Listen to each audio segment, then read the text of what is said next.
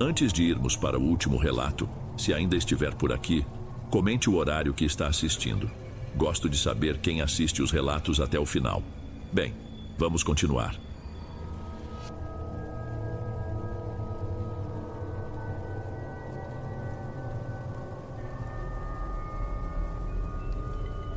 Ei pessoal, obrigado por ouvirem. Clique no sininho de notificações para ser alertado de todas as futuras narrações. Lanço vídeos novos todos os dias por aqui. Espero te ver nos próximos. Agora na tela vou deixar outros 2 bons vídeos que sei que irão gostar. Te vejo por lá.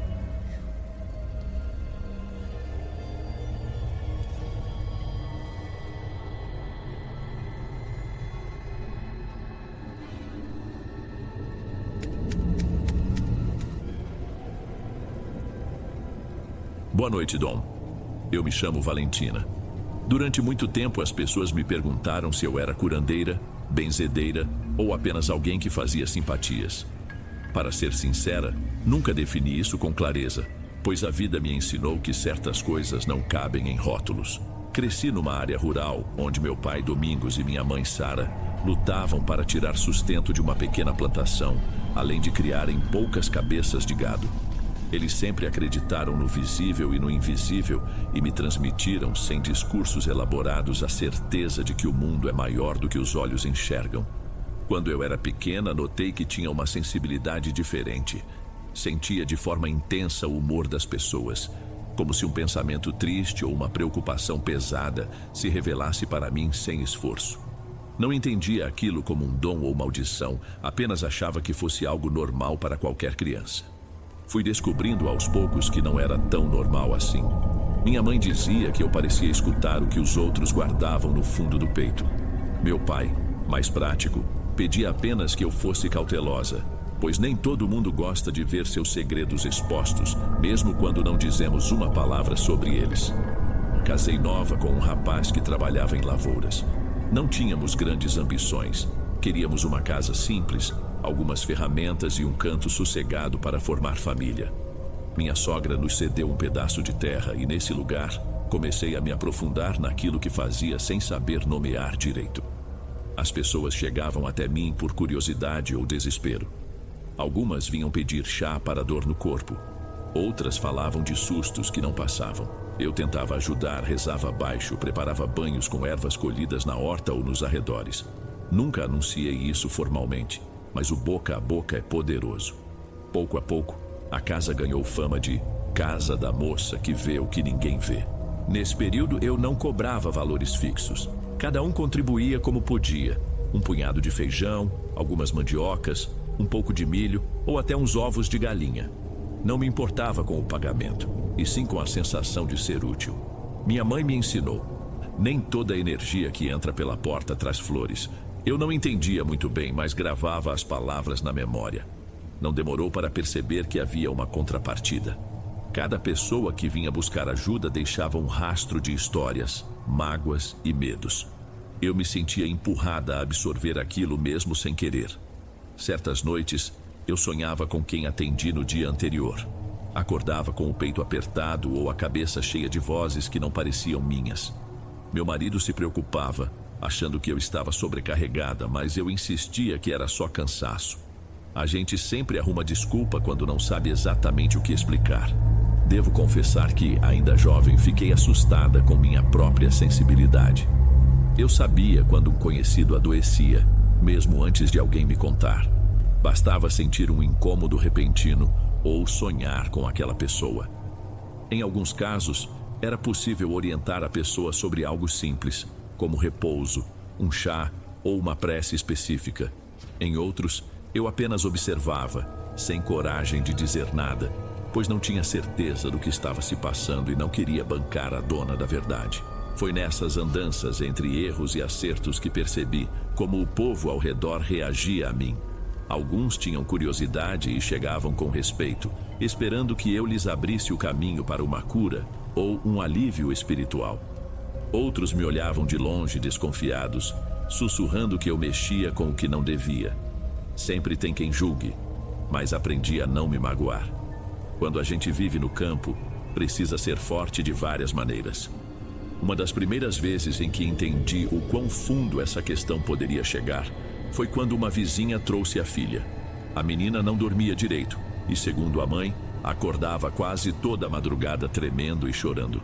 Acreditavam que fosse algo de ordem médica. Já tinham tentado xaropes para acalmar, mas nada resolvia. Assim que a vi, percebi uma expressão angustiada no rosto da criança. Fui tentar conversar e ela, no começo, não queria falar. Mas depois de um tempo revelou que no escuro via uma senhora encarquilhada, de pé, num canto do quarto.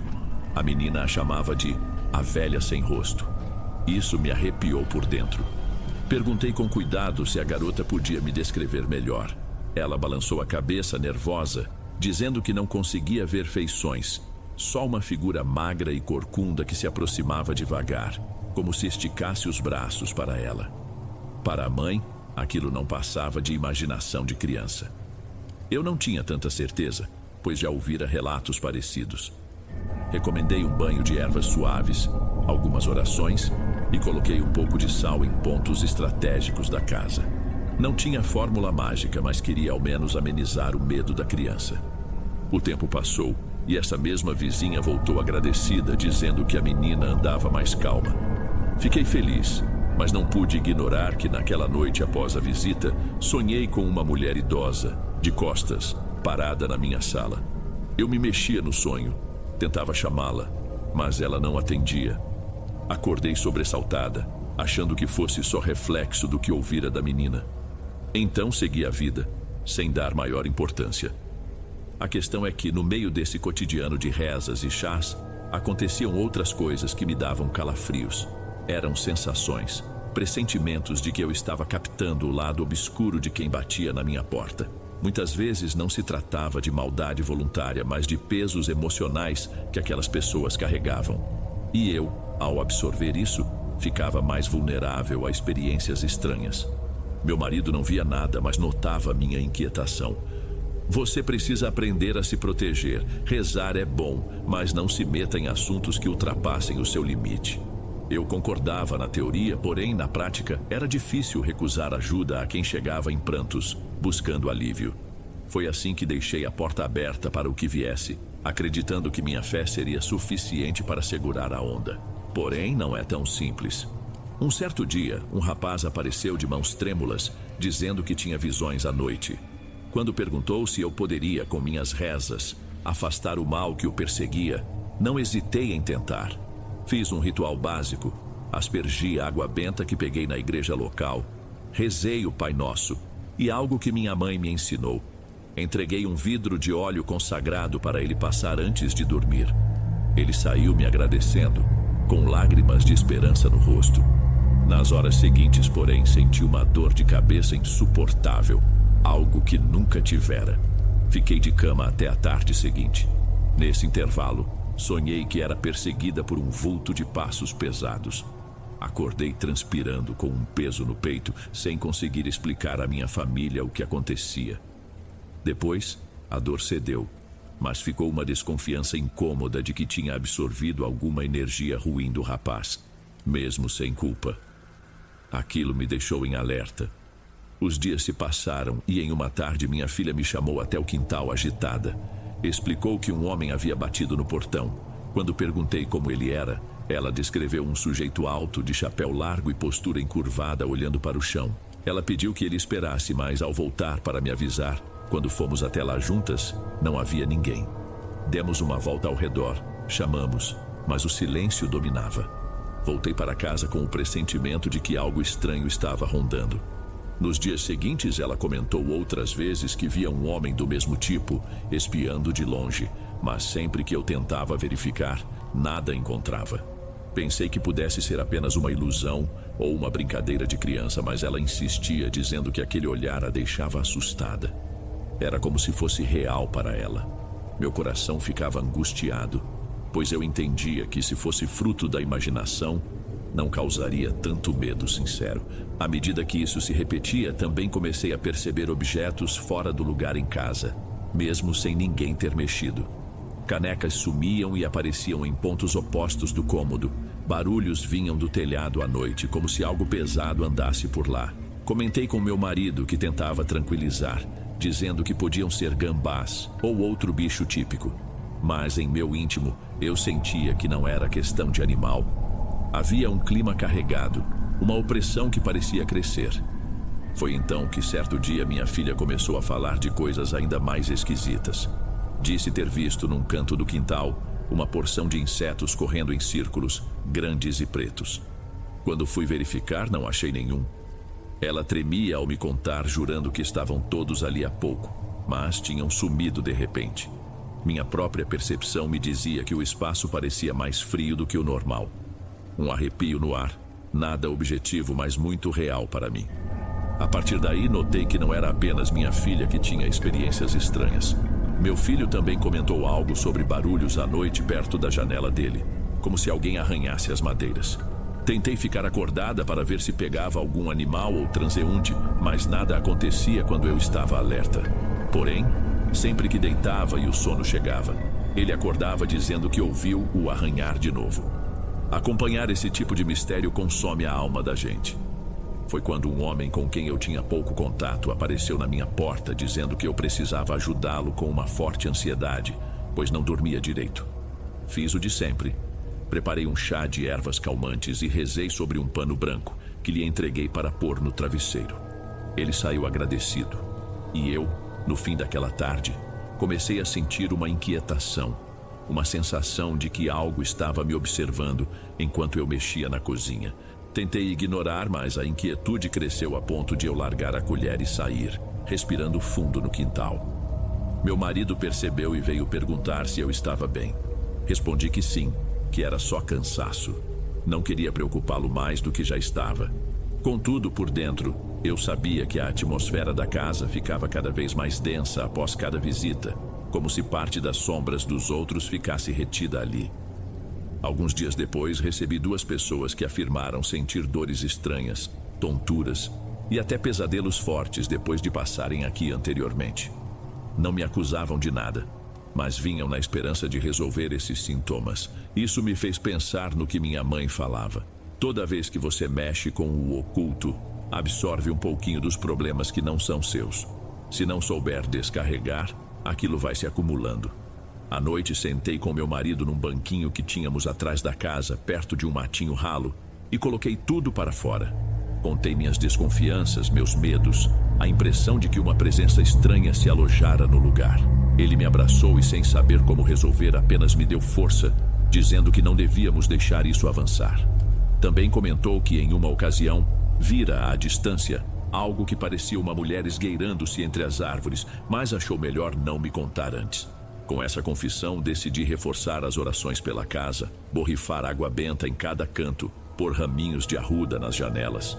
Cheguei a pensar em pedir auxílio a uma curandeira mais experiente de outra região, mas ela morava longe e eu não conhecia mais ninguém que lidasse diretamente com forças tão intensas. No desespero, segui com as limpezas na esperança de que surtissem algum efeito, pois era tudo o que eu tinha em mãos. Ainda assim, a tensão não recuava. Era como se aquilo se alimentasse justamente desses medos e dessas frequentes tentativas de afastá-lo. Parecia contraditório. Quanto mais eu rezava, mais fenômenos estranhos vinham à tona. Passei a ter pesadelos recorrentes. Sonhava com gente conhecida, mas os rostos estavam deformados, olhos fundos, como se me encarassem em silêncio. Acordava sobressaltada, com a sensação de que, a qualquer momento, encontraria essas figuras do sonho nos corredores da casa. Meu marido me consolava, mas eu percebia no olhar dele que também temia. Ele nunca me dizia diretamente, mas seus gestos e expressões não mentiam. Tentei distrair as crianças, levando-as a um riacho próximo de casa, onde costumávamos passar tardes quentes. Pensei que um banho de água fresca e o contato com a natureza poderiam aliviar o clima. Tudo ia bem, até que minha filha se aproximou com um olhar assustado, dizendo que estava vendo do outro lado da margem um homem estranho, de costas. Ela não queria encarar diretamente, mas apontava com o olhar, como se aquele vulto pudesse notar nossa presença a qualquer segundo. Ver que meu filho também confirmava a história me deixou aflita. Ambos falavam como se, de fato, houvesse alguém parado ali, mas quando tentei ver, Não distingui nada além de mato e pedras. Recolhi tudo rapidamente e voltamos para casa. Nesse caminho de volta eu tremia por dentro, perguntando a Deus o que eu tinha feito de errado, ou se esse era um tipo de teste para minha fé. Naquela mesma noite, depois que todos dormiram, saí para o quintal e, com a voz firme, mas o coração disparado, declarei em voz alta que aquilo não era bem-vindo, que a casa era consagrada a Deus e que não permitiria mais sustos na minha família. Rezei em seguida várias orações que lembrava de minha mãe e de um padre mais antigo que passava pela região de tempos em tempos. Voltei para dentro com uma sensação de alívio momentâneo, mas a madrugada ainda guardava surpresas. No dia seguinte, enquanto lavava a louça do almoço, senti algo pressionando minhas pernas, como se fossem braços invisíveis se agarrando a mim. Parei na hora, me abaixei para ver e não havia nada. Mesmo assim, sentia como se algo frio estivesse grudado em mim, quase me impedindo de andar. Gritei por reflexo, pois nunca tinha sentido algo tão físico. Tentei soltar, mas era como chutar o ar. A sensação persistia, me deixando assustada e confusa. Saí correndo para o lado de fora procurando meu marido. Ele correu até mim percebendo meu estado, mas ao me olhar, não encontrou sinal de machucado ou marcas. Fiquei tremendo por horas, sentindo o suor gelado escorrer pela testa. Era como se meu corpo tivesse acabado de passar por um ataque de verdade, embora, aos olhos dele, nada tivesse acontecido além do meu pânico. A primeira reação dele foi sugerir que fôssemos embora, ficar uns dias na casa de parentes, mas eu recusei. Não adiantaria fugir, porque se de fato havia algo grudado em nós, isso nos acompanharia. Eu precisava resolver ali, enfrentar o problema de frente. Além disso, suspeitava que ir embora sem confrontar poderia reforçar a ideia de medo, abrindo mais brechas. Mesmo sem ter total clareza do que fazer, continuei com as rotinas de orações e banhos de proteção. Dessa vez, no entanto, redobrei os cuidados com as crianças. Passei a colocar sal grosso ao redor das camas, acreditando que poderia criar uma barreira simbólica. De manhã, conferia se eles tinham dormido bem, e embora dissessem que sim, notei certa tensão nos olhinhos deles. Parecia que também não queriam me preocupar, mas pressentiam a anormalidade no ar. Numa madrugada, despertei subitamente sem barulho aparente, mas com a convicção de que algo estava nos observando. Levantei devagar e percebi a cortina da sala balançando, sem vento algum. Tentei me aproximar para ver se havia uma fresta ou corrente de ar, mas tudo estava fechado. Senti um calafrio me atravessar, mas não gritei. Preferi manter a lucidez e orar internamente. Ainda assim, não consegui mais pregar o olho até o amanhecer. Meu marido ficou sentado comigo em silêncio enquanto as horas se arrastavam. Ele segurava minha mão, mas eu percebia a inquietude dele. Era como se ambos soubéssemos que algo estava ali, rondando, sem se mostrar com clareza. E esse é o pior tipo de medo. Aquele que não se pode ver por completo, mas percebe-se a cada pequeno sinal. Em outras ocasiões, principalmente quando eu ia buscar água num pequeno córrego perto de casa, a sensação de não estar sozinha crescia, como se passos leves se aproximassem pela lateral. Certa vez, ouvi uma voz que imitava a do meu pai, falecido havia muitos anos, me chamando pelo apelido Vale. Levei um susto tão grande que larguei o balde e quase deixei toda a água escorrer, mas me controlei para não sair correndo. Fiquei com lágrimas nos olhos, pois aquele era o modo carinhoso que só meu pai usava para me chamar. Não conseguia imaginar como uma força sombria poderia usar essa lembrança. Em silêncio, rezei e voltei para casa, segurando a vontade de chorar no caminho. Meu marido notou que eu estava abalada, mas me faltavam palavras para explicar que tinha ouvido a voz do meu pai num lugar deserto. Passaram-se mais alguns dias e decidi pedir ao meu marido que levasse as crianças para passar um fim de semana com parentes mais distantes, onde pudessem brincar sem medo. Ele ficou contrariado, alegando que eu não devia ficar sozinha, mas insisti, explicando que eu precisava de concentração para limpar a casa espiritual e fisicamente, sem preocupar os pequenos. Ele acabou aceitando, embora a contragosto. Partiram na manhã de um sábado, deixando-me só. O dia começou silencioso. Eu me dediquei a varrer cada cômodo, passar pano com ervas de cheiro suave, cantarolar baixinho canções que aprendi na infância.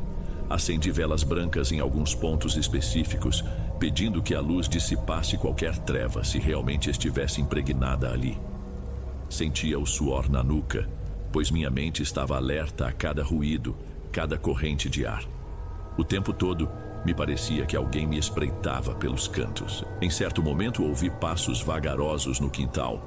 Corri até a janela e vi uma figura que me pareceu feminina, vestindo roupas desgastadas, com o cabelo ressecado preso num coque baixo. Ela andava como se procurasse algo ou alguém. Não a reconheci de imediato, mas, por educação, fui até a porta, ainda com o coração batendo forte. A mulher parou na soleira. Tinha uma pele marcada pelo sol, rugas profundas no rosto e um olhar que não transmitia simpatia nem raiva, mas um vazio enigmático. Falou algo baixinho, perguntando se eu era a tal rezadeira de quem ouviu falar. Assenti sem vontade de conversar, mas mantendo a cortesia. Precisava de ajuda, não tenho dormido há muitas noites. Convidei-a para sentar na cozinha onde eu costumava atender as pessoas. Ela aceitou, sentando-se em silêncio. Preparei um copo de água e ofereci. Ela o pegou sem beber e ficou me observando. Esse olhar gelou meu sangue, pois parecia que ela me estudava mais do que qualquer pessoa já fizera. Senti um peso na garganta, mas tentei quebrar o silêncio perguntando o que estava sentindo. Muita coisa ruim dá para tirar. Aquilo soou como um desafio. Foi então que percebi algo nos olhos dela. As pupilas estavam tão dilatadas que quase não se via a parte branca. A luz da casa parecia não refletir direito naqueles olhos, como se fossem opacos. Fui rezando mentalmente sem pronunciar as palavras. Ela começou a franzir o rosto como se sentisse um incômodo. Nesse momento, a mulher se levantou de repente sem pedir licença. Virou-se para mim e com uma voz totalmente diferente, quase masculina, me disse: "Você não vai se livrar de mim tão fácil." Meu corpo paralisou por um segundo. Eu quis perguntar quem ou o que estava falando, mas o pavor me bloqueou. Lembrei que deveria rezar com convicção. Então tentei sussurrar as orações que conhecia. Ela passou a encarar a parede, emitindo um som estranho, como se tivesse um pigarro preso na garganta. Busquei água benta num canto da cozinha. Ao borrifar na direção dela, vi que a expressão se torceu. O rosto assumiu uma careta de dor ou fúria. Não sei ao certo.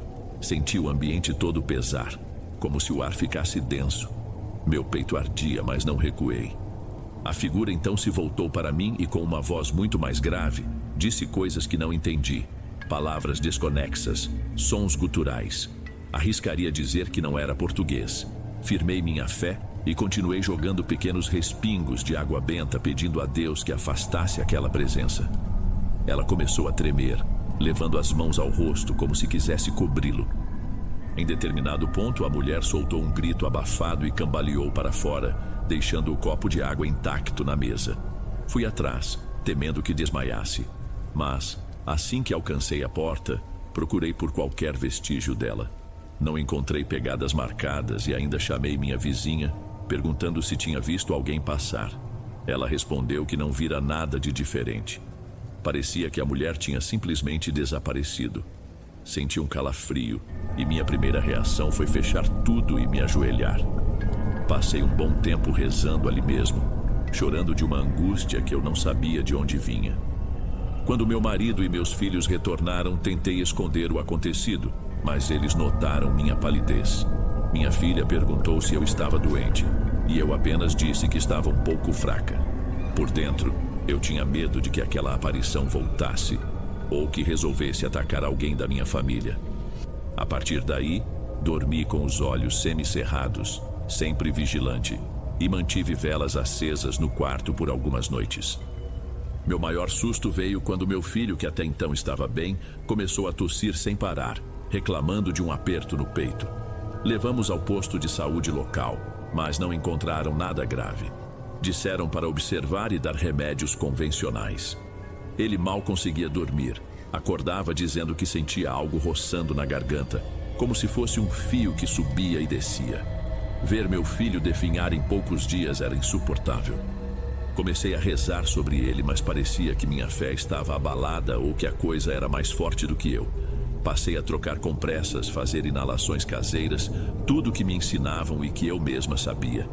Ele melhorava um pouco, depois piorava, e nada explicava. Meu marido se desesperava, dizendo que talvez fosse melhor buscar ajuda na cidade, e realmente consideramos visitar um padre que ficava em outra paróquia. No fim, ele fez algumas ligações e conseguiu que um amigo, acostumado a lidar com casos espirituais pesados, nos enviasse uma bênção e instruções de oração específica para crianças. Segui tudo com cuidado. Em poucos dias, meu filho subitamente começou a melhorar. A tosse diminuiu, a febre cedeu e o apetite voltou. Eu chorava baixinho, agradecendo a Deus por esse alívio, mas sabia que não era apenas um milagre instantâneo. As novas preces e a orientação desse conhecido, além do tratamento médico complementar, podem ter sido a chave. Ainda assim, eu não me sentia totalmente vencedora. De certa forma, parecia que aquela força misteriosa recuara, mas não sumira. Restava o receio de que pudesse atacar de novo quando menos esperássemos. Outras pessoas continuaram a chegar em busca de ajuda, trazendo histórias de visões noturnas, pressões no peito, vultos que as acompanhavam na estrada. Foi aí que decidi adotar uma postura mais cuidadosa. Eu não recusava ajuda de forma grosseira, mas passava orientações bem básicas e deixava claro que era melhor buscar em um padre ou um centro especializado, pois eu não queria absorver mais energia negativa. Meu marido me apoiou, dizendo que eu devia proteger nossa família em primeiro lugar. Mesmo que eu ainda atendesse gente em dificuldade, eu sabia que certas situações eram pesadas demais para mim. Nem todo mundo entendia e alguns insistiam. Uma mulher veio alegando que via um homem descalço na lavoura, atirando pedras no telhado, cujos traços faciais pareciam mudar a cada aparição. Ela me implorou que eu fosse benzer a casa e a roça. Fiquei com pena, mas expliquei com cuidado que no momento eu não podia me envolver em casos tão profundos. Mesmo sentindo pesar, mantive minha decisão. O tempo passou e meus filhos cresceram, cada um tomando seu rumo. De vez em quando lembramos desse período conturbado. Eles não falam muito, mas percebo que guardaram marcas da infância. Aquela sensação de que existiam forças estranhas ao nosso redor. Apesar disso, são pessoas de bem, que seguem acreditando em Deus e levando a vida com honestidade e serenidade.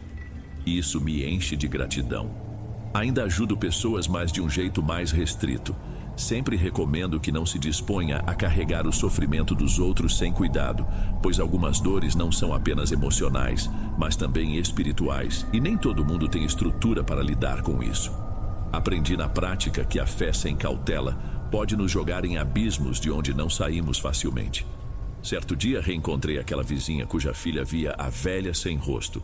Ela me contou que a menina, hoje moça, quase não se lembra do episódio, mas de vez em quando tem sonhos estranhos e acorda assustada. A mãe diz que em geral ela fica bem, mas é como se guardasse uma porta aberta para outras realidades.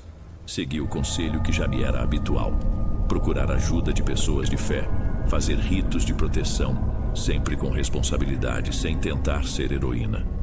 O que vivenciei me ensinou que existe um limite tênue entre a vontade de ajudar e o risco de se envolver com energias desconhecidas. A cada pessoa que aparecia aqui, eu desejava sinceramente que encontrasse cura, mas quando a gente soma muitas dores diferentes, pode formar um redemoinho que não é fácil de dispersar. E se, além disso, há presenças malignas ou entidades antigas, a confusão se instala. Hoje relembro certos sustos e penso que poderia ter evitado se tivesse começado a impor limites mais cedo, recusando ou encaminhando certos casos para quem tivesse experiência maior. Mas não adianta lamentar. Ganhei conhecimento e fortaleceu-se meu senso de responsabilidade. Também me tornei menos romântica sobre o bem contra o mal. A vida é feita de nuances e, às vezes, não basta querer o bem. É preciso saber como se defender do que o mundo invisível pode trazer. Já ouvi histórias parecidas de outros lugares. Não gosto de afirmar nada com certeza, mas suspeito que essa energia pesada se acumula onde há dor em excesso e pouca capacidade de filtrar. Talvez seja um processo natural, como acúmulo de poeira num canto da casa. Se não limpamos, cresce e vira algo que nos sufoca. No campo espiritual, é parecido. Se juntamos tristeza, medo, mágoa e energias alheias, podemos gerar um foco de perturbação. Deus me iluminou para que minha família sobrevivesse a isso sem maiores tragédias. Conheci, porém, pessoas que perderam entes queridos de forma trágica, alegando ter algum envolvimento com esse tipo de força sombria. Tenho meus próprios temores e não me julgo maior do que ninguém por termos escapado. Cada um enfrenta suas batalhas e carrega seus motivos para entrar em terrenos desconhecidos. Houve, por exemplo, uma ocasião em que uma mulher me procurou para falar sobre a neta, que acordava gritando que via rostos estranhos na parede do quarto. A menina, de uns 7 anos, se escondia debaixo da cama, dizendo que ouviu risadinhas e passos próximos. Eu ajudei com um benzimento leve, mas confesso que hesitei em aprofundar, pois não queria outro episódio como o que passei com meus filhos. Indiquei que a família procurasse o padre. Alguns dias depois, a avó voltou me dizendo que depois das orações na igreja, a criança melhorou bastante. Fiquei feliz, mas também aliviada por não ter me envolvido demais. Não deixei de ter fé em momento algum. Continuo rezando todos os dias, pedindo a Deus que proteja não só meu lar, mas todas as casas, pois sei que há muitas pessoas sofrendo sem ter a quem recorrer. Porém, também entendi que proteção e cautela devem andar juntas. Vivemos num mundo grande, repleto de mistérios. Nem tudo se resolve com chá e orações. A parte divina ajuda, mas a gente precisa respeitar nossos próprios limites. Quando olho em volta, vejo que as lembranças daqueles dias ainda me causam um nó na garganta, principalmente quando penso no quanto meus filhos ficaram vulneráveis. Meu menino ainda se recorda do período em que tossiu até quase desfalecer e fala disso com um olhar distante, sem saber explicar o que aconteceu. Minha menina, por sua vez, raramente comenta as visões, mas sinto que ela carrega um certo receio de escuro até hoje, mesmo sendo adulta. Apesar de tudo, acredito que passamos por uma espécie de prova. Aprendi que não devo tratar esses assuntos como brincadeira e nem como algo totalmente compreendido. A espiritualidade tem camadas complexas e às vezes a gente esbarra numa força antiga, sem nome ou rosto. Pode ser um espírito inquieto, uma energia ancestral, uma projeção do mal que as pessoas carregam. Não sei dizer. O fato é que parece buscar brecha, onde encontra gente cansada, triste ou aberta por ingenuidade. Em retrospecto, penso que o erro maior foi assumir sozinha toda a carga que chegava, sem uma preparação ou um guia mais experiente. Mas isso já passou. Hoje, quando as pessoas me perguntam se ainda faço benzimentos, digo que sim, mas somente em casos que sinto serem leves, como desconfortos de saúde, problemas menores. Quando percebo que o caso é pesado, encaminho para um padre ou para alguém que trabalhe com isso há mais tempo e tem suporte. Não é covardia, é consciência. O local onde vivemos continua simples, com a mesma estrutura básica de sítio. O mesmo quintal onde as crianças corriam, o mesmo fogão a lenha, a mesma bica de água onde eu lavava a louça e senti mãos frias me segurando. Às vezes, à noite, ainda tenho a impressão de ouvir barulhos estranhos, mas respiro fundo, rezo e tento me tranquilizar. Não sei se é a memória do que vivi ou se, de fato, algo ainda ronda. Mas, com os anos, fiquei mais firme de espírito, pronta para encarar, embora prefira não provocar. Conto essa história não para me gabar de bravura ou para convencer alguém de que o sobrenatural existe. Faço isso como um testemunho de algo que pode acontecer quando abrimos a porta de nossa casa e do nosso coração para dores além das nossas. O ato de ajudar é bonito, mas não podemos ignorar que nem sempre estamos preparados para absorver tudo o que chega. Eu aprendi de um modo duro, pagando um preço alto em noites de terror e quase perdendo meu filho para uma doença sem explicação. Se hoje me perguntam se me arrependo, digo que não completamente, porque talvez fosse minha missão. Mas teria feito diferente se soubesse desde o início que algumas entidades, ou seja lá como chamamos, se alimentam de nossa boa intenção e de nossas fraquezas. A fé é essencial, mas também temos que ser sábios, não subestimando aquilo que não entendemos. O tempo correu e agora meus filhos, já crescidos, me visitam com certa frequência. A gente senta na varanda e relembra de alguns episódios. Porém, eu evito os detalhes mais aterrorizantes. Prefiro que sigam leves, sem rancor ou medo do passado. Eles sorriem quando lembram do tanto de orações que eu fazia nas portas e janelas, ou quando eu insistia para colocarem um fio de sal dentro dos bolsos. Talvez riam por achar que era exagero, mas no fundo entendem que foi a forma que encontrei de protegê-los. A vida no campo continua cheia de simplicidade. Tenho galinhas ciscando perto da cozinha, algumas plantações de milho e feijão para o consumo familiar.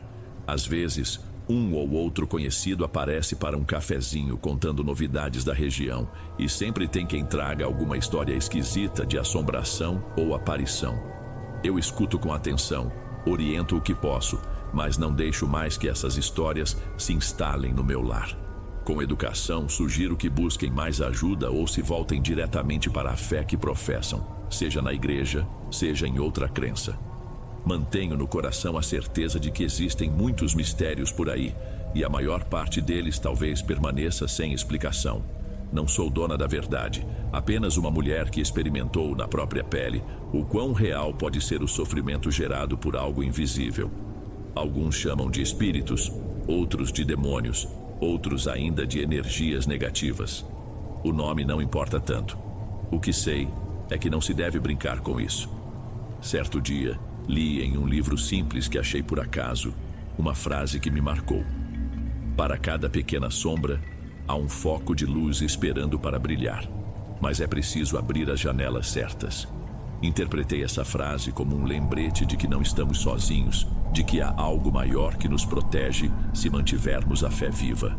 Porém, também significa que, se deixamos janelas abertas demais, sem filtro, as sombras podem entrar sem pedir licença. Até hoje não tenho certeza absoluta sobre o que foi aquela entidade que se apresentou como mulher idosa na minha cozinha, nem quem era o homem do chapéu que minha filha enxergava. Não sei se eram a mesma força ou manifestações diferentes.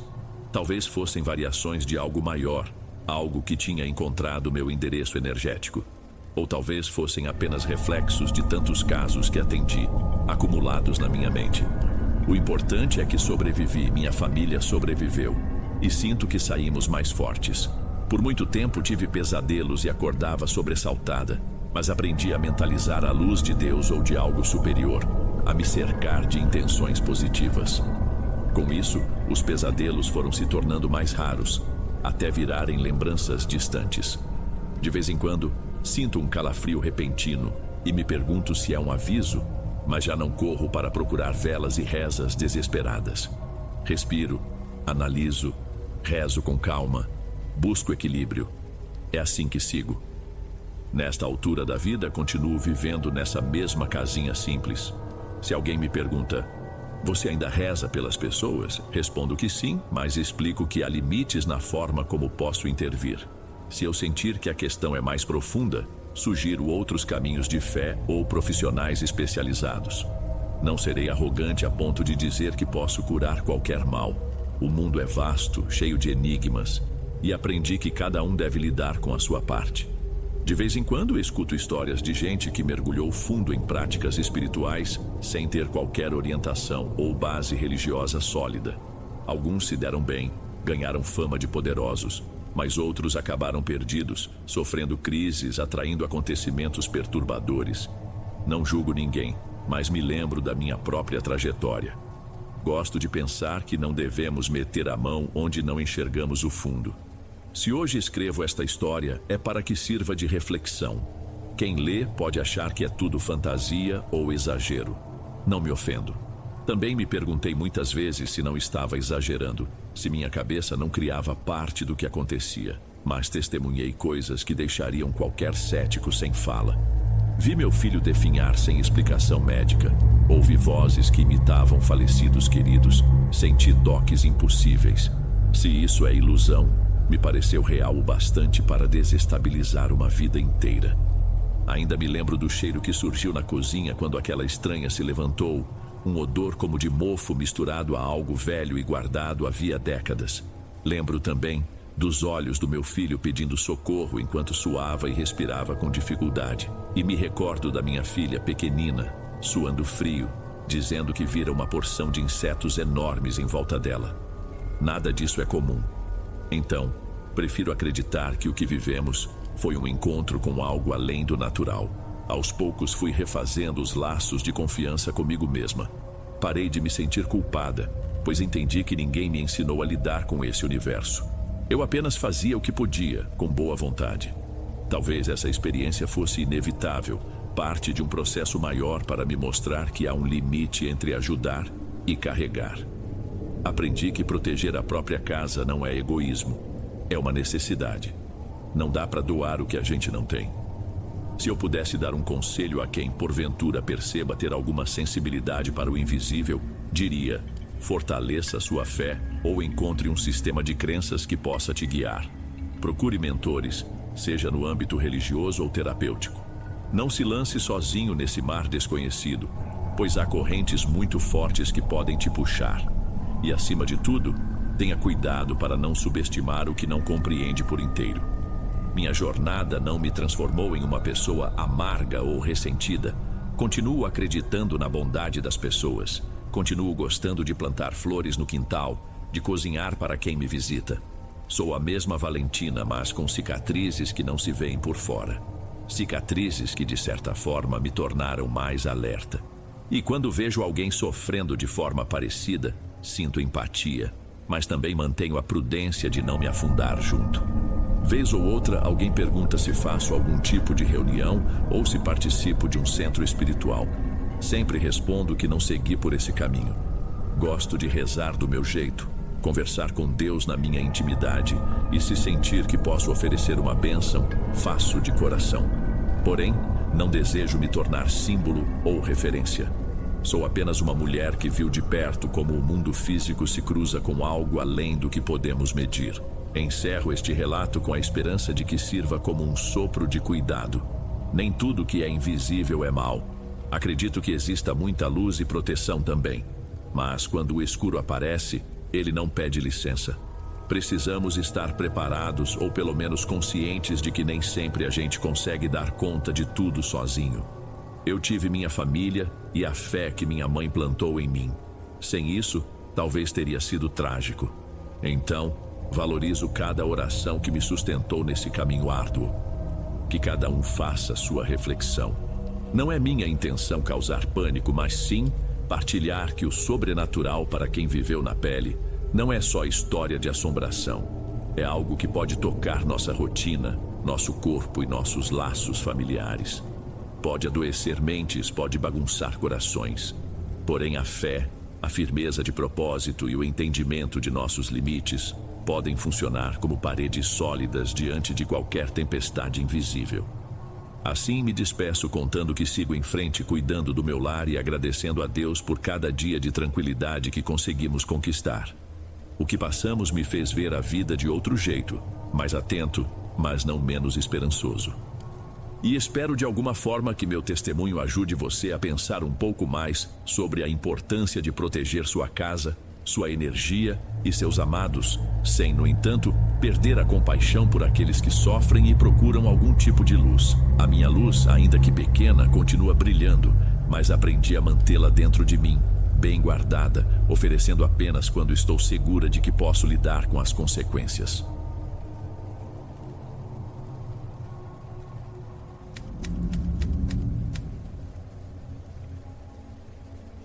Cresci numa casa simples, rodeada de vegetação e um punhado de criações. Boa noite, Dom. Meu nome é Bruna, e quando me perguntam quantos anos tenho, costumo dizer que passei dos 20 e poucos, mas não cheguei aos 30. Hoje, ao relembrar o que vivi, já se passaram quase 10 anos desde que tudo começou, pois agora estou com 28. Convivi com meus 3 irmãos e meus avós paternos, todos vivendo na mesma propriedade, seguindo um ritmo que a gente aprendia a chamar de vida normal. Quando perdi minha mãe, era bem pequena. Dizem que ela ficou doente de repente e partiu sem dar tempo de se despedir. Meu pai, Amaro, assumiu as contas e as responsabilidades da casa. Fazia de tudo um pouco para não deixar faltar o básico. Lembro que a gente criava algumas galinhas no terreiro e cuidava de um canteiro modesto de hortaliças. A casa tinha paredes de barro firme e um telhado simples, onde a chuva batia forte nas noites de tempestade. Eu sempre fui a mais nova dentre os irmãos. Eles cresceram encarregados das atividades no campo, aprendendo desde cedo a arar a terra, tirar leite de vaca e vender os produtos em feiras próximas. Eu, por outro lado, passava mais tempo ajudando dentro de casa, embora não fosse boa de cozinha. Meu pai vivia dizendo que eu precisava me esforçar mais, mas nunca era áspero comigo. Tinha um jeito reservado, falava pouco, e acho que herdei isso dele. Morávamos num lugar afastado, sem muitas casas por perto.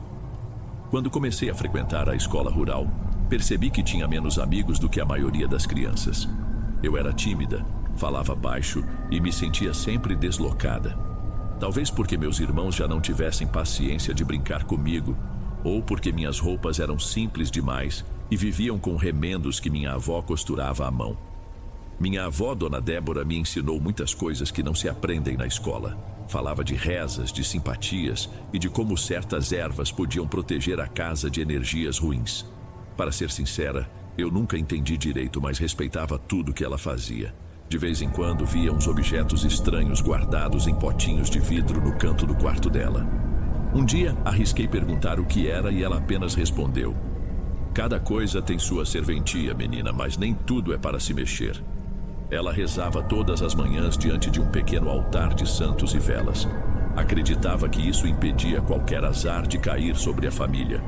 Quando cheguei na adolescência, passei a notar que minha avó falava muito sobre a importância da humildade. Dizia que a vaidade podia desviar a gente do caminho certo. Sempre que eu comentava sobre a beleza das moças que eu via na rua, ela ficava séria e repetia: "Fique longe de querer ser o que não é." Minhas aulas na escola não iam além dos conteúdos básicos, porque a estrutura do lugar era bem limitada. Mesmo assim, me esforçava para aprender a ler e escrever corretamente, achando que aquilo podia me dar um rumo diferente na vida. Eu até gostava de estudar, mas era difícil manter a motivação quando notava que os outros alunos conversavam entre si e me deixavam de lado. Nunca fui boa em puxar assunto, então só observava. Conforme fui ficando mais velha, a rotina de casa seguiu quase inalterada. Meus irmãos tratavam de plantar, colher e vender. Meu pai sumia por longos períodos, procurando bicos nas fazendas vizinhas para ganhar algum trocado. Eu ficava mais na companhia de minha avó, que sempre me chamava para ajudá-la a varrer o quintal, acender velas ou organizar seus saquinhos de ervas. Ela me contava histórias de mulheres que se perderam na soberba e acabaram amaldiçoadas, mas eu não dava muita importância a isso. Aos 14 ou 15 anos, passei por uma fase em que comecei a me importar com a opinião dos outros. Via as meninas da escola usando roupas arrumadinhas, calças novas e acessórios que eu nem sabia para que serviam. Elas riam de mim, diziam que meu jeito era antiquado e que minha postura era de gente que não sabia se cuidar. Na época, aquilo doía, mas eu fingia não ligar. Só que por dentro, me sentia cada vez mais envergonhada. Um episódio marcante aconteceu durante um evento cultural na escola. Fomos todos chamados ao pátio para ensaiar uma dança típica. As meninas formaram grupos e, naquele momento, se recusaram a me deixar participar. Disseram que eu não tinha ritmo, que não me vestia bem e riram da blusa velha que eu usava, com manchas que não saíam mais. Eu me escondi perto do bebedouro para chorar, odiando minha falta de reação. Quando voltei para casa, minha avó me encontrou de olhos vermelhos. Perguntou o que tinha acontecido e contei, meio sem jeito, que eu achava que não era boa o bastante para nada. Ela me fez sentar no banquinho da cozinha e repetiu que as pessoas podem ser cruéis, mas que era melhor eu não me deixar levar pela vaidade. Na hora, não compreendi o que vaidade tinha a ver com a situação, mas guardei as palavras. Mais ou menos nessa época, meu pai conseguiu um serviço temporário numa cidade maior e partiu, deixando um dinheirinho para a gente se manter. Meus irmãos continuavam seguindo a rotina do campo, praticamente sem falar comigo. Eu era só a irmã caçula, tímida, que não se entrosava. Assim fui levando, até que minha avó caiu doente. Parecia ter uma febre que não passava, delirava à noite e falava de espíritos à espreita. Foi quando uma benzedeira chamada Dona Lola apareceu.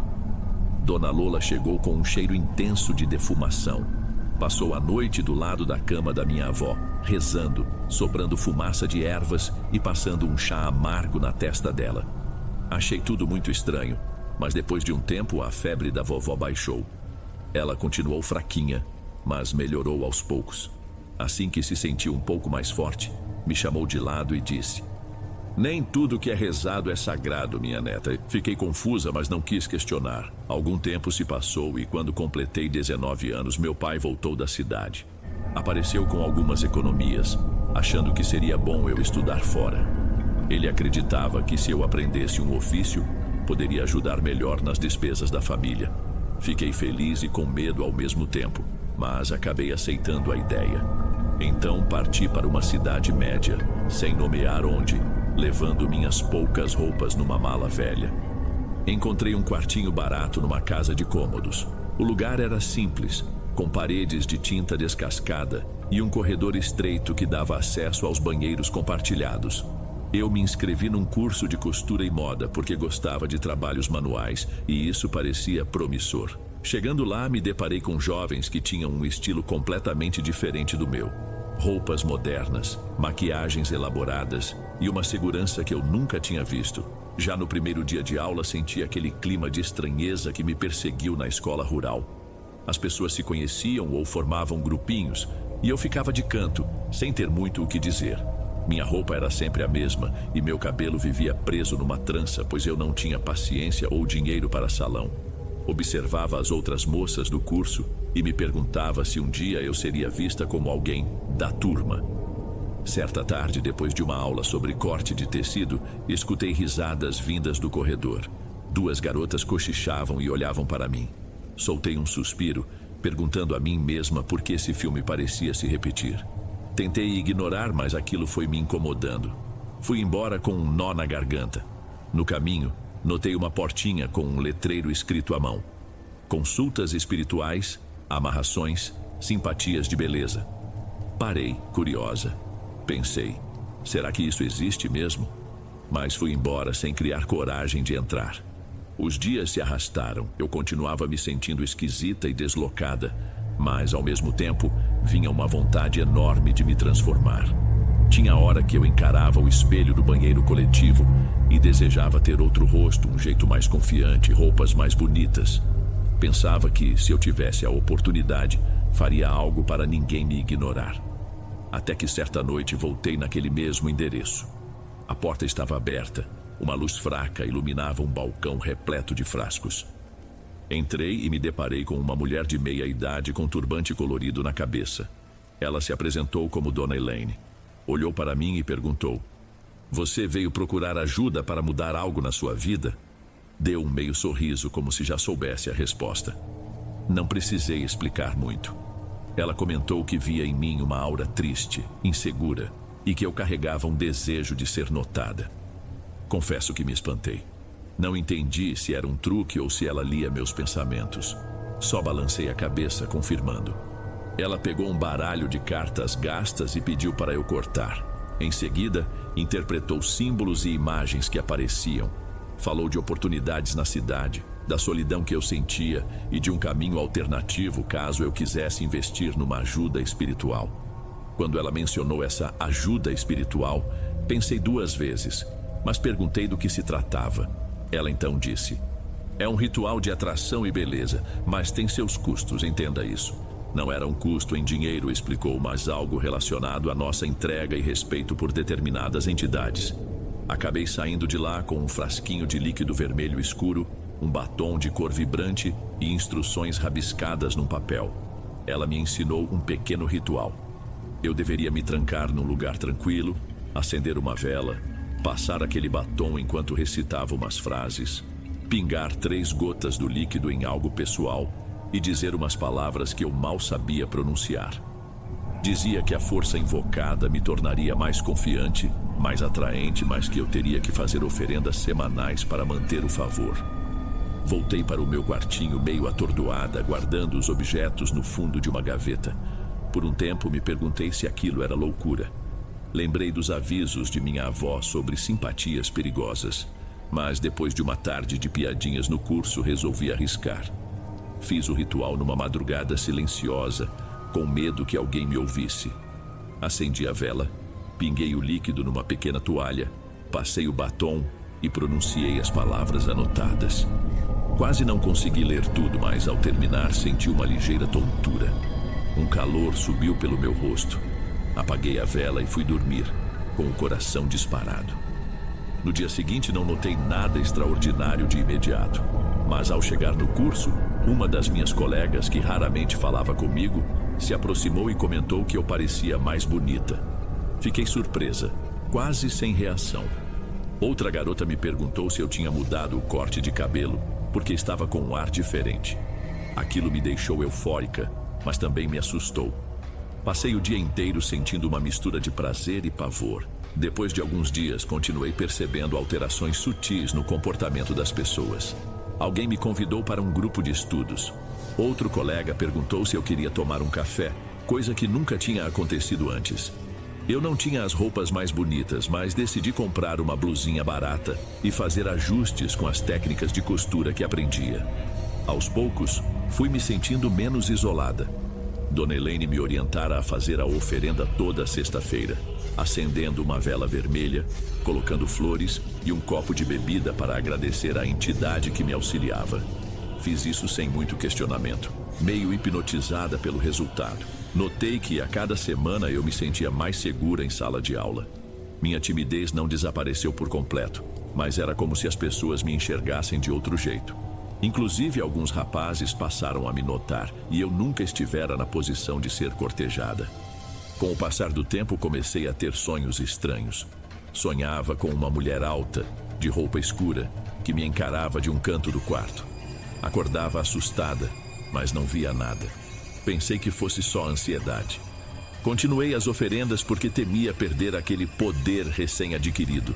Eu não contava nada para ninguém, mas percebia que minha vida mudava depressa. Fui convidada para eventos, troquei número de telefone com gente que antes me ignorava. Minhas notas no curso melhoraram, pois agora eu tinha grupos de estudo e não fazia tudo sozinha. De vez em quando eu lia o papel com as instruções do ritual e sentia um arrepio. Tinha frases que eu não conseguia traduzir e me perguntava o que exatamente significavam.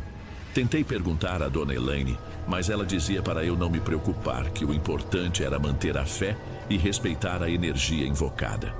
Em troca, ela me pediu uma quantia pequena de dinheiro sempre que eu ia lá pegar novas velas especiais ou mais do líquido vermelho.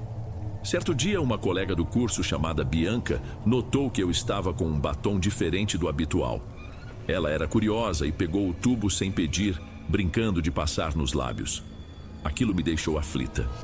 Tentei dizer que não era um batom comum, mas ela achou que eu só estava com ciúmes do cosmético. Por impulso, ela passou nos lábios e soltou um comentário. Adorei a cor, me deixa com cara de poderosa. Fiquei sem chão, lembrando que Dona Elaine dissera para não deixar ninguém usar aquele batom. Naquela mesma semana, Bianca começou a se sentir mal.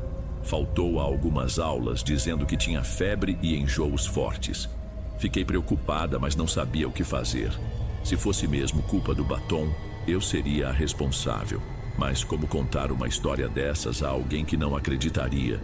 Tentei falar com Dona Elaine, mas não a encontrei na portinha.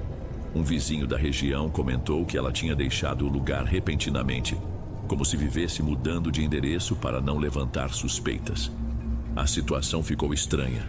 Algumas pessoas notaram que Bianca adoecera de repente e comentários começaram a surgir, ligando minha figura à dela.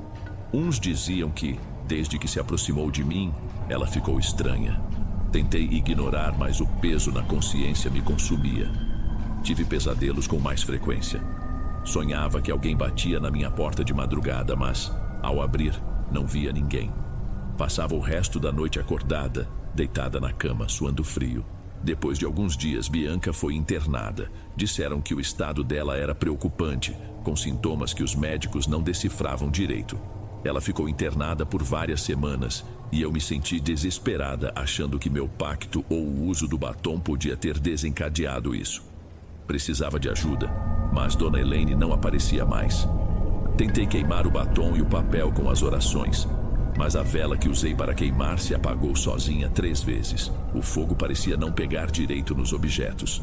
O frasco com o líquido vermelho começou a soltar um cheiro adocicado que me deu enjoo. Fui perdendo o sono. Na aula, as pessoas começaram a notar que eu estava mais abatida, mas ainda assim me olhavam com certo fascínio. Talvez fosse algum resquício daquela energia, ou apenas meu jeito mais confiante, conquistado à força pelo ritual. Alguns rapazes me abordavam dizendo que queriam sair comigo. Eu recusava, me sentindo culpada pela situação de Bianca. Parecia que essa tal energia que me favorecia alimentava também eventos estranhos ao meu redor. Certa noite ouvi barulhos no corredor do prédio. Alguém arranhava a minha porta. Perguntei quem era, mas não obtive resposta. Abri e não havia ninguém. Tranquei de novo, coração disparado. Peguei o celular e tentei ligar para o sítio para falar com minha avó. Ela atendeu com voz cansada. Perguntou se eu estava mexendo com coisas estranhas. Não consegui negar. Ela suspirou e falou: "Se entrou nisso, tem que dar um jeito de sair, menina. Tome cuidado para não levar isso para nossa casa." Na manhã seguinte, decidi procurar uma benzedeira ou alguém que pudesse me orientar. Ouvi falar de Dona Fátima, que trabalhava num mercado público fazendo limpezas espirituais. Esperei até o fim do dia, peguei um ônibus e fui atrás dela. Entrei numa barraca que cheirava a ervas e vi uma mulher magra, de cabelos presos num lenço. Contei parte do que tinha acontecido, sem entrar em detalhes demais, mas mencionando batom, ritual e consequências. Ela me olhou de forma séria e disse que eu precisava romper aquele pacto. Explicou que se a pessoa que iniciou o ritual não desfizesse o laço corretamente, a energia poderia afetar terceiros, como Bianca, e até mesmo minha família. Perguntei como eu poderia desfazer.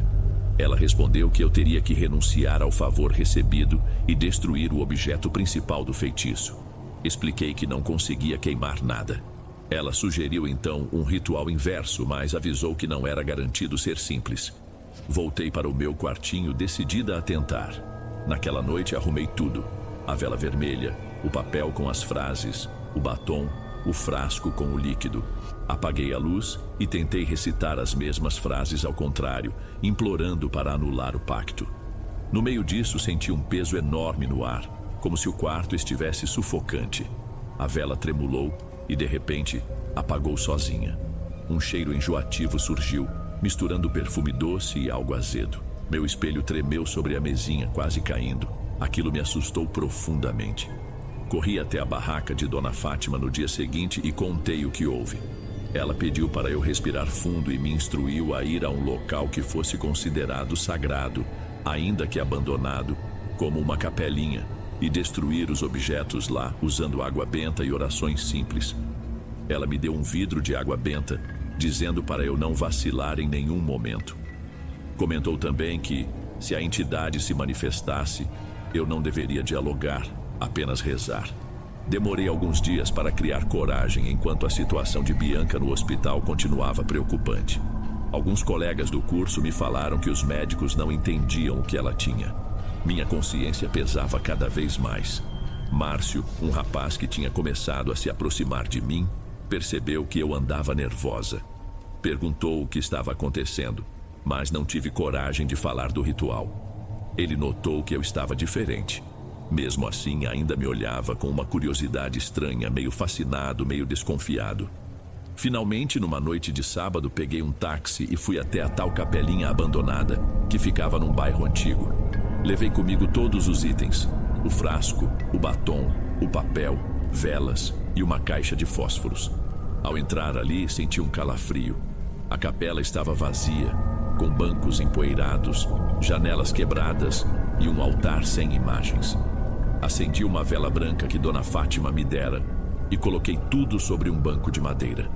Depois, comecei a rezar o que lembrava das orações de minha avó pedindo proteção. Peguei o papel e tentei queimá-lo. A chama subiu, mas ficou com uma coloração estranha, avermelhada.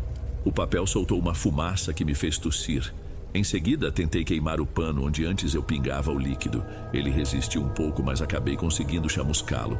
Foi então que senti passos atrás de mim. Olhei e não vi ninguém, mas era nítido que algo passava pelo corredor lateral da capela. Meu coração disparou. Abri o vidro de água benta e joguei sobre o batom, que começou a chiar como se reagisse. Uma corrente de vento gelado entrou pela porta, apagando a vela. Fiquei praticamente no escuro, só com a claridade fraca da lua. De súbito, ouvi um sussurro perto do meu ouvido. Travei, suando frio. "Vá embora!" Falei sem ver quem era. Reacendi o fósforo, joguei mais água benta no batom e no frasco. As chamas se ergueram de novo, consumindo parte do líquido. Um odor terrível se espalhou. Comecei a rezar de forma intensa, pedindo perdão por ter buscado algo que não compreendia. Deu para sentir uma pressão no ar como se uma força tentasse me deter. Meu peito doía e por um instante pensei que fosse desmaiar. Mas continuei firme, queimando o papel e jogando aquilo nas chamas até não sobrar quase nada, só resquícios escurecidos. O cheiro ficou insuportável. Por fim, senti o ar começar a se normalizar. A vela branca tremeluziu e se manteve acesa, projetando sombras tênues nas paredes. Recolhi o que sobrou, coloquei numa sacola e saí dali em disparada. Voltei para o meu quarto exausta, dormi sem sonhos pela primeira vez em dias. No dia seguinte me contaram que Bianca estava reagindo melhor ao tratamento e reduziu os enjoos. Ainda assim, ela permaneceu mais algumas semanas sob observação médica antes de ter alta. Fiquei extremamente aliviada, achando que de algum modo minha tentativa de romper o pacto tinha surtido efeito. Ainda assim, não tinha 100% de certeza. Me preocupava se algo poderia ficar grudado em mim. As semanas seguintes foram estranhas. Algumas pessoas continuaram a me tratar bem, mas já não havia aquela intensidade de olhares que eu percebia antes. Era como se meu brilho tivesse diminuído. Confesso que me senti levemente frustrada, mas também aliviada.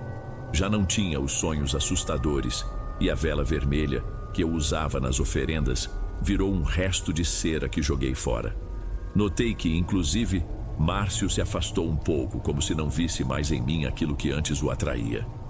Quando liguei para o sítio, minha avó atendeu com uma voz cansada, dizendo que estava com febre de novo. Meus irmãos me avisaram que ela andava preocupada, chamando meu nome no meio da noite. Decidi arrumar minhas coisas e voltar para lá por uns dias, até ter certeza de que ela ficaria bem. Despedi-me do curso, dizendo que passaria um tempo fora. Alguns colegas lamentaram, outros não se importaram. Bianca me deu um abraço e agradeceu pela preocupação, sem saber da minha real culpa. Voltei ao sítio numa noite de muito calor. Encontrei minha avó prostrada na cama, com o rosto pálido e murmurando. Sentei ao lado dela, troquei panos de água para aliviar a febre. Ela abriu os olhos e falou algo sobre portas abertas e influências ruins, perguntando se eu trouxera algo comigo. Eu disse que já tinha me livrado de tudo. Ela balançou a cabeça sem muita força e pediu que eu rezasse com ela. Então pegamos um terço antigo e repetimos orações simples.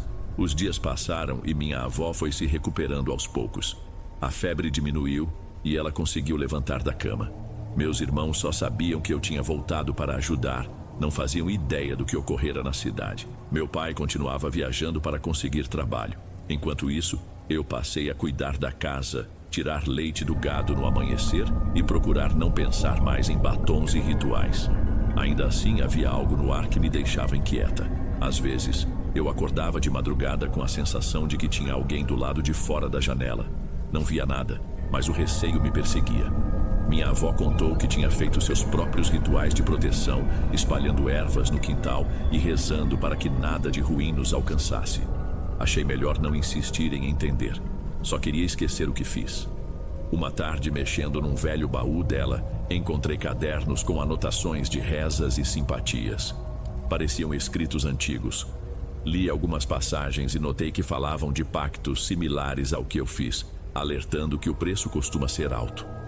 Algumas páginas mencionavam gente que perdeu a saúde, outras que sofreram ataques estranhos. Senti um frio na espinha, mas preferi fechar o baú e ignorar. Não queria mexer em mais nada. Com o tempo percebi que algo em mim tinha mudado. Eu não sentia mais aquele desejo fervoroso de ser notada a qualquer custo. Depois de passar por tudo aquilo, entendi que a vontade de mudar quem eu era me fez cair numa armadilha. Vi Bianca quase morrer por causa de um batom que eu usei em rituais. Quase arrastei minha avó para esse problema. Tudo isso me marcou profundamente.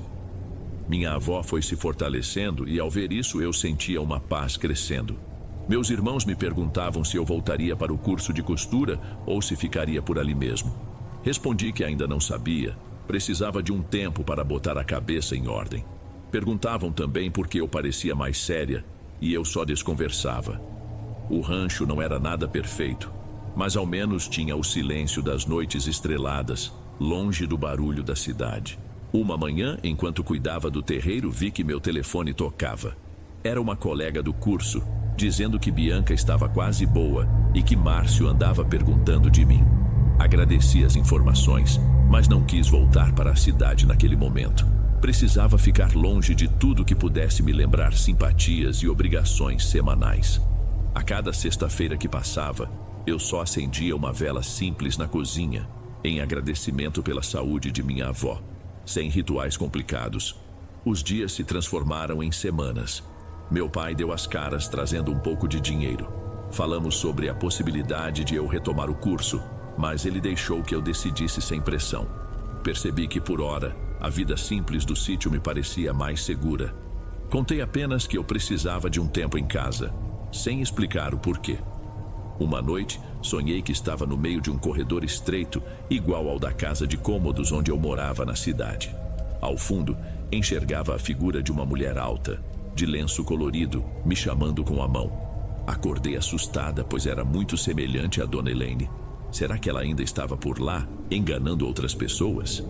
Me sentei na cama, ofegante, e pedi em pensamento para não ter mais pesadelos. No dia seguinte, minha avó me chamou para ajudar a recolher umas ervas no quintal. Disse que precisava delas para um benzimento, pois sentia que o ar estava menos carregado, mas não totalmente limpo. Não discuti. Recolhemos as folhas e ela fez uma defumação rápida em casa, rezando de forma suave. Fiquei observando, lembrando dos momentos em que eu acendia a vela vermelha e recitava frases que nem entendia. Parecia outra vida.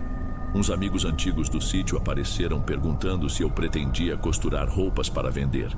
Vi ali uma chance de fazer algo útil sem precisar voltar à cidade. Aceitei pequenas encomendas, costurei lençóis, ajustei camisas e assim fui ganhando algum dinheiro. Minha avó se animou em me ver trabalhando por aqui. Disse que eu tinha jeito para isso e que, se quisesse, poderia transformar essa habilidade em algo duradouro, livre de qualquer pacto sombrio. Durante esse período de costura, eu ia uma vez por semana a uma feirinha local, entregando encomendas. Certo dia, me deparei com uma barraca que vendia incensos e velas. Me lembrou instantaneamente de Dona Elaine. Senti um calafrio e olhei para o lado como se alguém me observasse. Não vi nada, mas a sensação me acompanhou até eu voltar para casa. Talvez fosse só paranoia minha. Mesmo assim, não comprei nada do tipo. Passaram-se meses sem que eu soubesse notícias de Bianca ou Márcio. Meu celular era simples e a região não tinha muito sinal. Toda vez que batia saudade, eu lembrava de tudo o que aconteceu e concluía que era melhor manter distância. Às vezes, o arrependimento me tomava e eu me perguntava se poderia ter tido uma história mais tranquila, sem mexer com nada disso. Mas a vida não permite refazer passos. Só podemos seguir em frente. Minha avó notou que eu andava pensativa. Perguntou se eu estava bem. Disse que sim, mas que me arrependia de algumas escolhas. Ela, que nunca foi de falar muito, apenas colocou a mão no meu ombro e murmurou: "Às vezes a gente só aprende quando erra. Pelo menos agora você sabe do que ficar longe." Aquilo me confortou em parte. Certo dia recebi uma carta sem remetente. Abri e, em letras um pouco tremidas, estava escrito: "Agradeço por ter me salvado. Estou bem agora. Se um dia quiser conversar, sabe onde me achar." Reconheci a caligrafia de Bianca. Fiquei com lágrimas nos olhos, aliviada que ela não me culpava de nada e que estava vivendo bem. Mas, ao mesmo tempo, me segurei para não entrar em contato. Preferi manter minha cabeça no lugar e não despertar memórias. A rotina do sítio continuou. Acordava cedo, ajudava na ordenha das vacas e, no restante do tempo, mexia na máquina de costura ou ia à feira. Minha avó já estava recuperada, embora com uma saúde frágil por conta da idade. Deixei o passado de rituais e pactos guardado como uma lição amarga. A cada vez que alguém comentava sobre simpatias, eu ficava em silêncio, com um aperto no peito. À noite, vez ou outra, me vinham recordações do cheiro das velas coloridas e do incenso que eu oferecia àquela força desconhecida. Minha consciência pesava por ter interferido na vida de outra pessoa. Mas, se Bianca estava bem, se minha avó estava se recuperando, era sinal de que, talvez, eu tivesse rompido mesmo o vínculo. Restavam apenas cicatrizes emocionais. Algum tempo depois, minha avó sugeriu que a gente abrisse uma portinha na frente de casa para vender artesanato e costuras. Achei a ideia interessante. Eu poderia continuar nesse ramo, sem precisar voltar à cidade. Meus irmãos aprovaram, pois poderia atrair algum movimento ao lugar. Assim, eu teria uma ocupação digna e tranquila, distante de qualquer busca desesperada por atenção. Um final de tarde, enquanto eu separava tecidos, observei a paisagem das colinas. O sol se punha, tingindo tudo de laranja. Lembrei de como eu admirava antigamente aquelas colegas de curso que tinham tudo de moda e beleza. Hoje percebo que minha felicidade não depende de brilhar como elas.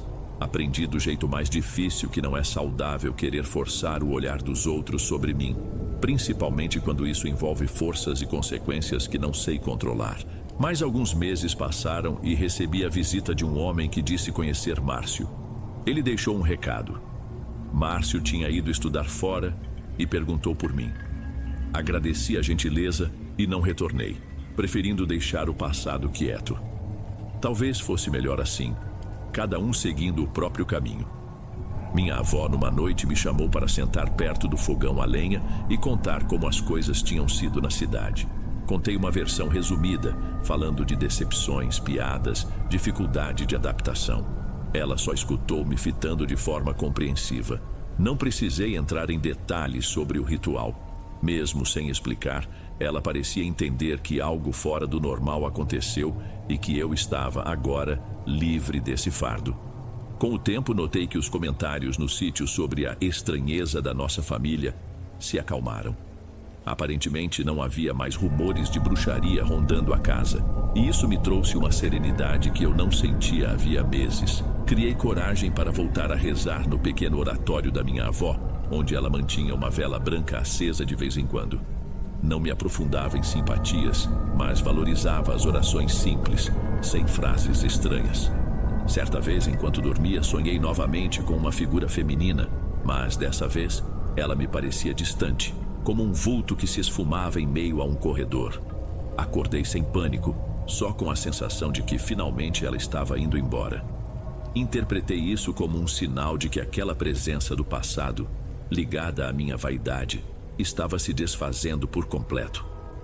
A relação com meus irmãos melhorou um pouco. Eles enxergaram que eu não era mais a garota calada e apática. Eu opinava nas tarefas do campo e ajudava na organização do pequeno comércio de costura que começamos na varanda. Meu pai, quando voltava de suas viagens, ficava feliz ao ver que eu tinha encontrado certa paz. Ainda assim, não falava muito. A casa mantinha aquele clima reservado, mas, para mim, isso era suficiente. Um dia, minha avó me chamou no quintal e mostrou um talismã velho que ela guardava. Falou que eu deveria levar comigo quando fosse à cidade vender as peças na feira para me proteger. Sorri, mas neguei, dizendo que eu preferia acreditar numa fé mais simples, sem objetos. Ela só assentiu, respeitando minha escolha. Senti que naquele instante eu me libertava de vez da paranoia de depender de qualquer tipo de amuleto. Vi que mesmo sem a ajuda de rituais, eu conseguia manter meu pequeno negócio de costura andando, fazer amizade com alguns feirantes e ter uma vida relativamente tranquila. Ninguém me ignorava ou zombava de mim porque eu não estava mais no centro das fofoquinhas. Aprendi que a vida no interior pode ser mais acolhedora, desde que a gente não busque fama ou aprovação à força. Certa noite sonhei com Bianca sorrindo e dizendo que queria aprender um ponto de bordado comigo. Acordei leve, imaginando que, talvez, a vida reservasse um reencontro amistoso mais adiante. Quem sabe eu poderia lhe contar a verdade e pedir desculpas, mas não agora. Era cedo. Precisava aceitar que as feridas recentes ainda cicatrizavam. Passei a ajudar minha avó em algumas de suas receitas de ervas, mas sempre deixando claro que eu não me interessava por nada que envolvesse invocações. Ela entendia, Explicava que não pretendia me ensinar feitiços, apenas curas naturais para enjoo, dor de cabeça ou maneiras de limpar o ambiente de pequenas negatividades. Achei aquilo inofensivo, quase uma prática de benzimentos e chás caseiros. Então, aceitei aprender o básico. Com o tempo fui percebendo que as coisas que minha avó guardava não eram tão sombrias quanto imaginei. Muitas eram só folhas secas, raízes, cristais e papéis com rezas tradicionais. Talvez ela tivesse um lado místico mais profundo, mas que usava com cautela e não para satisfazer vaidades. Me fez refletir que o problema não está no conhecimento em si, mas no que a gente faz com ele. À medida que as estações se sucederam, a paz foi se consolidando na nossa casa. As galinhas botavam ovos sem sobressaltos, os irmãos pareciam mais próximos, e a saúde da avó variava, mas sem grandes sustos.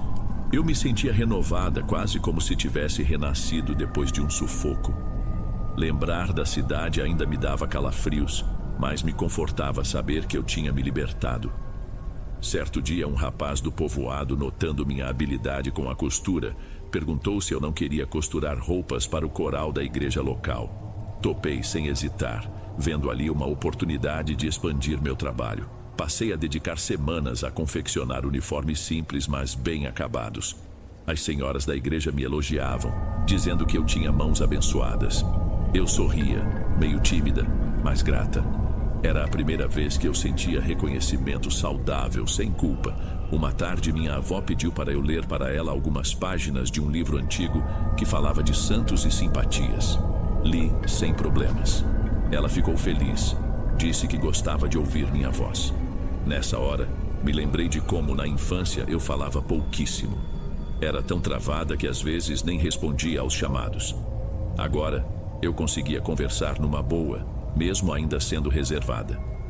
Percebi que aquele ritual de mudança mexera comigo, mas depois de tudo acabei encontrando o meu próprio jeito de evoluir. Meu pai apareceu em casa com a notícia de que tinha arranjado um serviço fixo numa fazenda não muito longe, o que significava que ele estaria mais presente. Foi um alívio para todos. Isso também me deu mais liberdade para focar no meu trabalho de costura, sabendo que as despesas seriam divididas. Ele mesmo disse que queria ver minhas peças prontas, e ao elogiá-las, senti um orgulho simples, mas verdadeiro. Era bem diferente de qualquer sensação de poder que eu tive no passado. Assim sigo minha vida. Quando me perguntam sobre a cidade, digo que foi um período de aprendizado, mas que descobri minha vocação aqui, entre colinas e roças. Por dentro, guardo o segredo do pacto que fiz, do batom amaldiçoado e do frasco vermelho que quase arruinou a mim e a outras pessoas. Não pretendo revelar essa história abertamente, pois acho que pouca gente entenderia. No fundo, aprendi o valor de cada pequeno passo da nossa existência, a importância de assumir quem somos sem buscar aprovações mágicas. Se me arrependo? Com certeza. Mas talvez fosse inevitável eu passar por isso para amadurecer. Ainda tenho meus medos e inseguranças, mas lido com eles de forma mais natural. A cada ponto de costura que dou, sinto que reescrevo um capítulo novo da minha vida, firme nos valores que aprendi. Tenho saudade de algumas pessoas do curso, mas prefiro a distância, sem querer reacender aquela fase confusa. Quem sabe, mais para frente, eu possa encontrar Bianca e pedir desculpas, ou ouvir dela o que realmente aconteceu quando usou aquele batom. Por enquanto, deixo o destino cuidar dessas pendências. A terra continua girando, e eu me conformo com o presente, que é sereno. Se um dia houver cobranças, estarei pronta para encarar de cabeça erguida, confiando nos ensinamentos da minha avó e nas lições que a vida já me deu. Hoje, quando olho para o horizonte que cerca o sítio, me sinto grata por ter uma segunda chance de viver em paz. A vida aqui pode ser simples, mas é honesta, e aprendi a valorizar cada pequeno gesto de carinho e respeito que recebo das pessoas. Mesmo quando surgem dificuldades, encaro como parte de um cotidiano real, sem muletas sobrenaturais. E assim, encontro um senso de pertencimento que nunca tive na cidade. Se alguém me perguntasse o que tirei de maior lição, eu diria: jamais confunda a aceitação com um passe de mágica. Tudo tem consequência, principalmente quando envolve manipular forças que não compreendemos. É melhor trilhar um caminho mais longo, porém seguro, do que se perder num atalho que parece brilhante. Estou em paz com esse pensamento. Por fim, penso em minha avó que dorme no quarto ao lado, tranquila, e recordo que ela sempre me alertou contra a vaidade desmedida. Agora entendo. Não é errado querer melhorar ou se sentir bem, mas é perigoso sacrificar princípios e arriscar a vida dos outros por algo fútil. Meus irmãos continuam na lida do dia a dia. Meu pai está mais presente e eu levo minhas costuras adiante. Sobre a entidade que um dia pareceu me dar uma aura de atração, hoje só resta a lembrança de que tudo na vida tem preço, e eu escolho não pagar esse tipo de conta nunca mais.